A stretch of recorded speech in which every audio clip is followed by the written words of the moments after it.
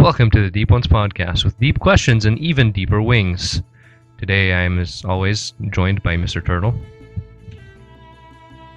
Hi.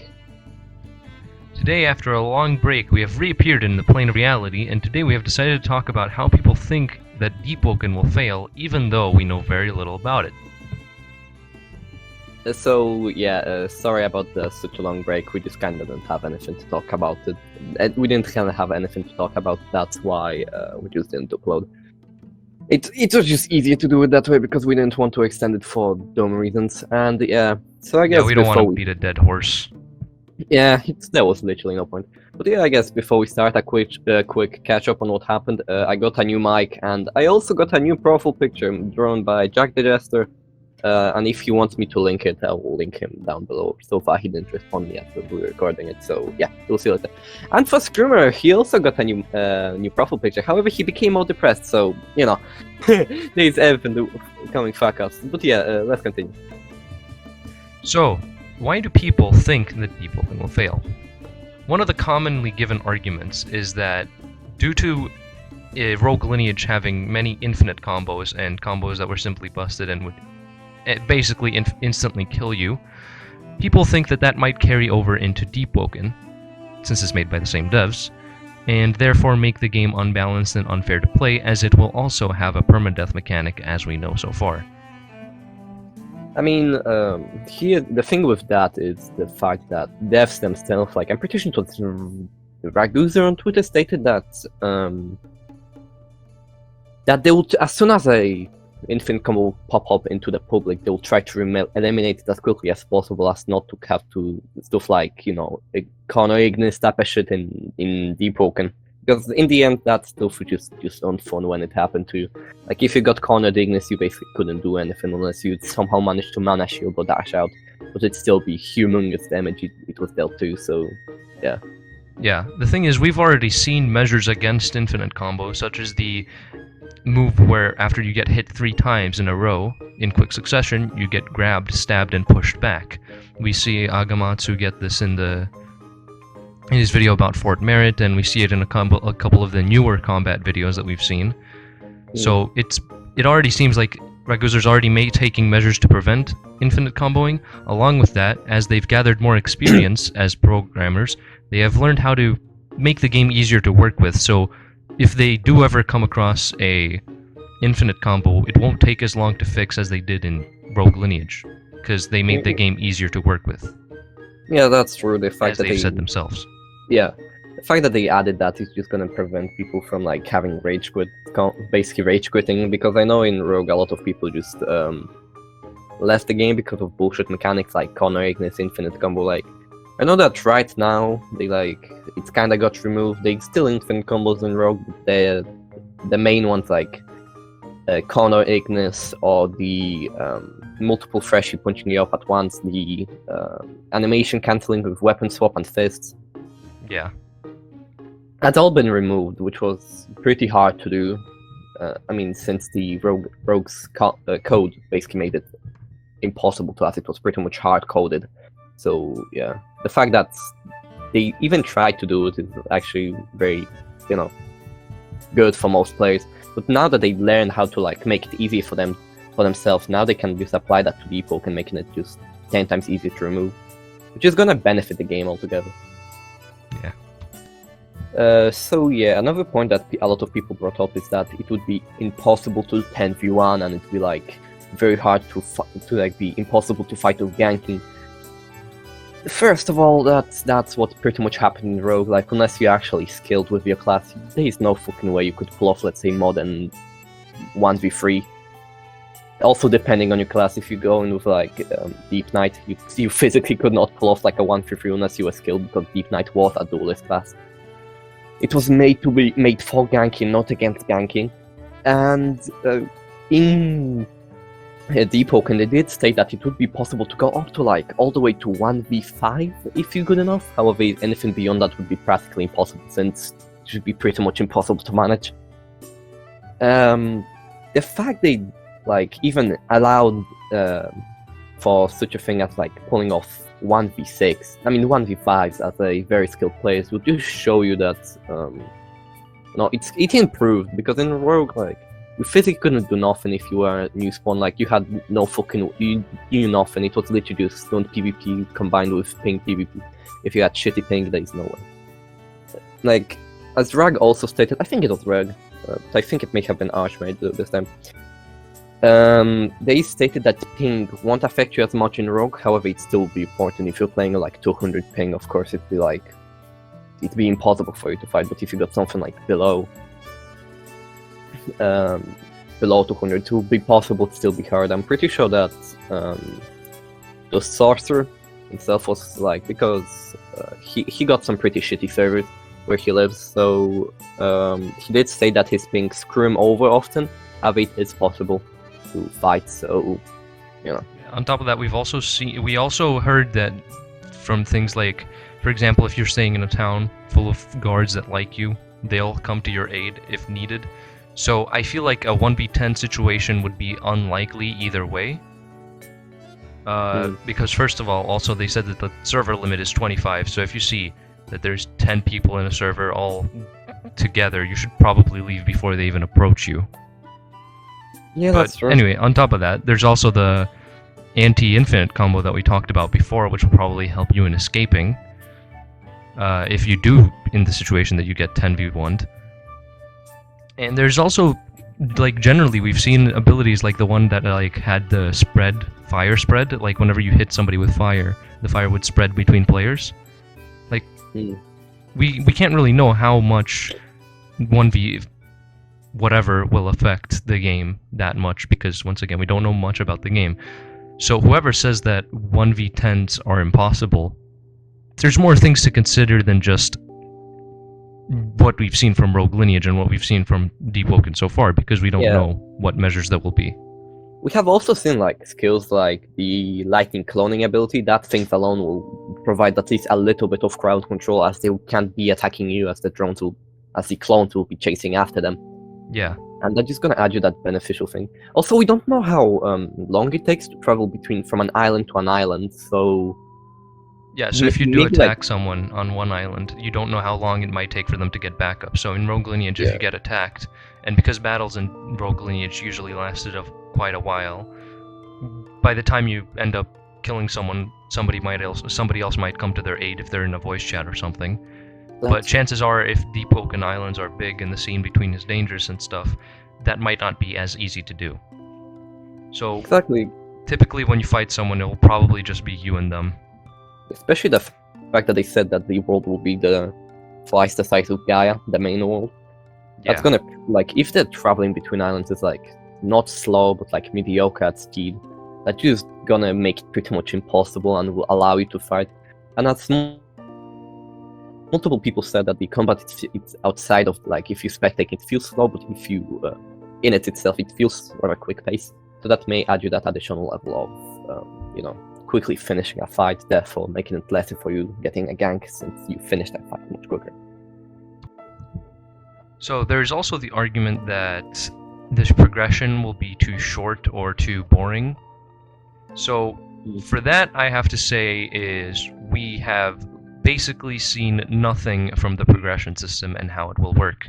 We know practically nothing other than that one mission we saw that from Agamatsu's video on Fort Merit, which we don't know the significance of. We don't know what he got from it, what the rewards were, how big they were. We do know that. We do know the rewards because it's been. Well, we know the rewards, but we don't even know what they do. And that's true. There've been a few theories here around about the Tome of Lightning, what the base was called. But we just don't know for definite. Some people said it's for magic, some people said it's for enchanting weapons. It really depends up to one's preparation, but yeah. But I'm pretty sure Agamatsu himself said that there's 80 hours of worth of content itself, without repeating anything of it. So like 80 hours worth of content by unlocking everything, doing every mission. So that's like pretty much a triple-A game tap-along content. There is shorter games of that, plus out of context, don't think I'm comparing it to a triple game. Triple-A game, it's Roblox, there's no comparisons really. But yeah. 80 hours worth of gameplay is it's a dumb amount of gameplay for a Roblox game. That is not a grindy simulator or something like that. It's not gonna be a bandit beater. Let's hope not. Plus, there's also the fact that there's the high replayability that will come in, because in I'm gonna compare it to Rogue.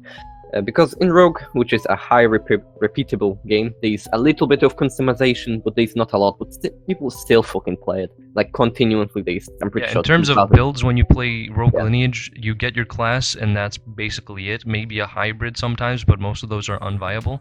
So for the most part in Rogue, if you go for all the classes, you're pretty much done with the game. But there's still people that play it out there. So there's definitely going to be people that still play deepwoken after having completed the game. That's there's the high replayability. Yeah, Yeah, and then on top of that, deepwoken will have a lot more customization in terms of how you make your build. There are no That's set classes, as has been very clearly established in deepwoken. So making a custom build of your own is going to provide a ton of replayability in itself. Plus, there is the potential of like a uncanny type of build, because in the Agamatsu video that he made after the second document was dropped, Agamatsu showed us, for example, the potion throwing. So one of the builds you can make would be a type alchemist build that would allow you to create a shit ton of potions and just keep throwing them at that person. It may be not viable, but still a type of build you could make. I'm pretty sure when I spoke to Agamatsu I think it was in Law Games in this voice chat, he was chilling there after he dropped the video of games with a lot of potential. He did mention that potions as of right now are kinda underbalanced. I mean underpowered. They're not powerful at all. By the way, if this Agamatsu in Turtles, please don't. I didn't know. But yeah. That's one of the possible builds that come in. There's also go on. Yeah, you can pretty much. We don't know what possibility there are for builds, but we already have seen we've seen Nano Prodigy, I think it was, made a wind build, which mostly focused on physical damage. We've seen just the variety of weapons and magics in itself, and the combinations you can make between them will already be a huge amount of builds, and we don't know what perks there are. So depending on how many perks there are, there might be a huge possibility for types of builds that you can make. Yeah, that's true. Plus also there comes in the part of discovery. The discovery part, when it especially drops, in Rogue for good months, a month or two, I think it was, just before anyone made any type of videos. I'm pretty sure one of the first people who made it is Infernaso. Infernaso started dropping videos because he just basically got bored, and then after he started doing that, basically the game just became more popular and whatnot, and it just allowed for a quicker and better progression. The game, it just felt better because people knew what to do. So it allowed you that guidance. I think there won't be that much. I mean, there will be leakage. As soon as the game drops, the death will testers giving info to the friend and the friend of the friends. It just keep going until there will be leakage definitely. But if you want to have the true experience, you can just not go on YouTube, which shouldn't be that hard. But yeah, to just give you that additional level of just progression and just refreshment on Roblox, rather. Because the only game really comparable to deepwoken right now would be Rogue, and maybe Vast Realm technically, but Vast Realm is also it's based on Rogue, yeah, so it's pretty much comparing the same thing.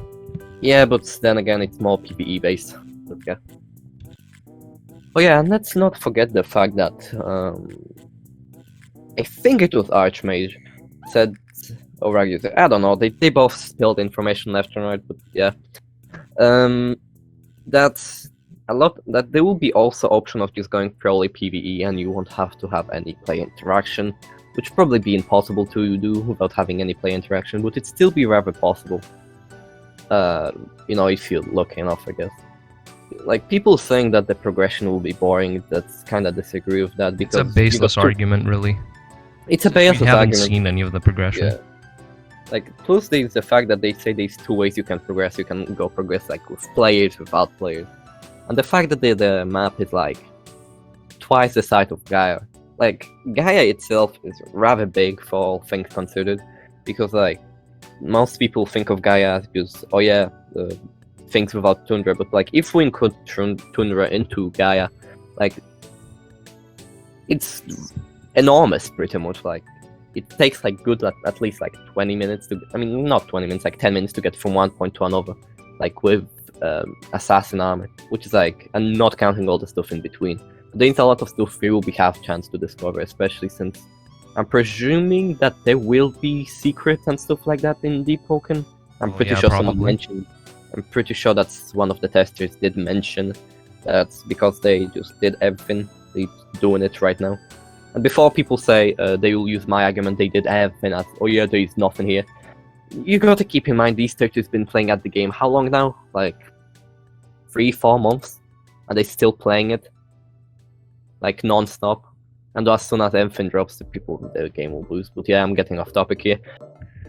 And probably the last point for today is the issue of hackers in deepwoken. So first, let's start off by saying that hackers, I feel, in Roblox are unavoidable in general. Yeah. So hackers will probably exist in deepwoken as well. That's an unavoidable thing. Hackers exist in any game you'll ever play, pretty much. Yeah, the There's only nothing real you can way do to against that. Yeah, I mean the only real way to like get rid of hackers is having a group locked a game where you only can get into the game by being accepted into the group. But again, that's just effort, and people actually have to like check people's accounts, whatever, if they are new, if they are old, whatever. Yeah, pretty much. There's also the fact that Raguser, and all the devs became more experienced. They gained a lot of experience with Rogue. Like, Rogue is not a perfect game, it's far from perfect, but they did gain a lot of experience from it, all things considered, like creating anti-cheats, what works, what doesn't. Like, I think, like, because they did make Rogue, like, without Rogue, deepwoken would not be possible. Like, Rogue pushed them to, like, creating better games, like, with big, and I think, like, they fixed a lot of issues within Rogue from what we've seen, which just, feels right, per se, because they just, instead of, skipping to the same grinded old shit, like, on Roblox, like, simulators, tycoons, whatever, instead of beating the horse, they just kind of went out and created something new, and everyone else follows them, like, with roguelikes. Like, that wasn't really ever seen before on Roblox, or ever, I'm pretty sure. Maybe there was, like, close communities here and there, but, like, besides Rogue, there weren't many games that actually got off popular and shit like that. And because of it, like, it started out a new genre on Roblox. Like, I know people hate on it and etc., but it's still, like, a good type of shit. Plus, I think, like, plus there will be the additional fact that they can add a what is called. They will add a play. I'm pretty sure one of them mentioned that they will add like character slots instead of creating alts. Like they will be buying a character slot for Roblox will be cheaper than buying the game. And I think that will help out hacking problem as well, since they can add a age restriction onto an account, like a few months, like most hacker accounts. Yeah, if there is a hacker problem, they could make something like that. Yeah, most hackers like create like trash accounts, so they use it once or twice for hacking. Like, I feel like a lot of hackers don't. Maybe some of them do, of course, some of them do, but they don't got like fucking 2-year-old accounts just like chilling for hacking because they probably just been banned already. Yeah, and if they do hack in an account that is 2 years old, then they still will be able to get banned and then not able to join again. Exactly. So if there ever even is a massive hacking issue in deepwoken, the character slot system will definitely help against that. Yeah, that's true. And the fact that, I mean, at the beginning, the prob def will be a lot of hackers because they want to be the first ones, like, they want to, like, view grind, be like, oh yeah, this is how you get this, and this, like, hacks find how to get the katana, for example. Something like that, water crimes, whatever, where to get it, how to get it, 50-minute explanation of why is it the best weapon in the game, etc., just for the views. And, yeah, like, at the beginning, it will be, like, high intensity because of how popular Rogue is. I mean, not Rogue, deepwoken is. But it will die down eventually, like, rather quickly, I think, with how they said they have a much better anti-cheat right now. Yeah. But yeah, that's be pretty much it for this episode. So yeah, thanks for listening, and yeah, see you next time in the next episode of Dragon Ball Z. Screw, I cut out the Dragon Ball Z part. That shit was cringe. Nah, fuck you. I'm keeping that shit in. Fuck you, bitch.